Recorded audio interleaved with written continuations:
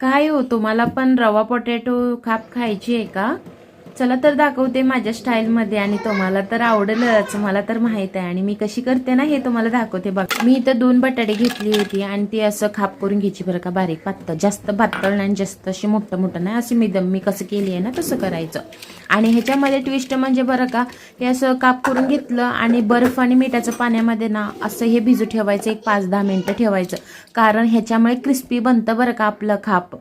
तुम्हाला पाहिजे तर तुम्ही असं पण करू शकता, डायरेक्ट कापायचं आणि धुवायचं आणि ते चालू करायचं. असं मी असं करून घेतली आहे बघा. हे ट्रिक माझं कुकिंगचं तुम्ही पण कधी पण वापरू शकता. कुठलंही फ्रेंच फ्राईज वगैरे हे करताना हे ट्रिक भरपूर चांगली आहेत, हे वापरा. आणि मी हे तेच बाउलमध्ये ना एक आलं लसूण पेस्ट घेतली, हळद घेतली आणि गरम मसाला आणि जे लाल तिखट आहे ना ते लाल तिखट आणि चवीपुरतं मीठ टाकून घेतली.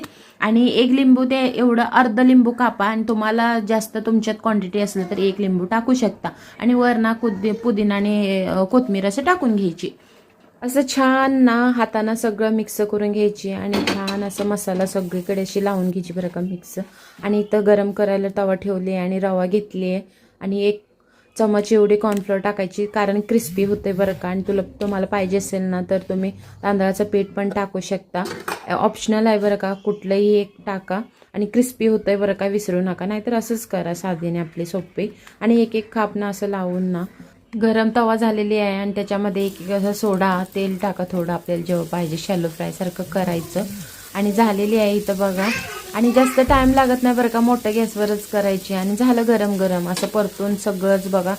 आणि तुम्हाला माहिती आहे ना, गोल्डन ब्राऊन एवढी होईसर ना तेवढं भाजून घ्यायची. इथं बघा झालेली आहे आमची एकदम क्रिस्पी बटाटा खाप ना, रवा खाप एकदम बेस्ट लागते बरं का. मला तर वाटते जेवणासोबत ना नॉनव्हेज खाणाऱ्यांना पण ही ट्राय करा, मासं पण त्यांना फिकं वाटेल ह्याच्यासमोर. आणि व्हेज खाणाऱ्याला तर एकदम बेस्ट असं हे आहे बरं का.